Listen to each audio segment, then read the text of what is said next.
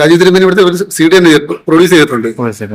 അങ്ങനെ അപ്പൊ അതിനകത്ത് ഒരു ടൂണ്, ആ ടൂണ് അവർക്ക് എന്തോ ഒരു സിമ്പിൾ ടൂണ്, ടൂണിന്റെ ഈ കൊള്ളത്തിലെന്നല്ല പറഞ്ഞു, സിമ്പിൾ ടൂൺ. അതിനകത്ത്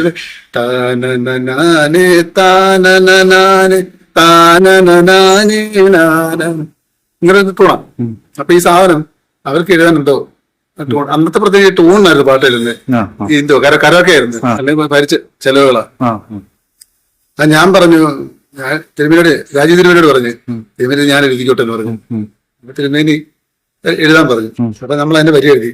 പടയണിയാടിയുറഞ്ഞൊരു രാവിൽ പരിചൊടു ചൂട്ടിൻ പ്രഭയുമൊടു വടിമുടു തിരുവുടലങ്ങു തെളിഞ്ഞു പടയണി വെട്ടത്തുടയോരേ ജയ.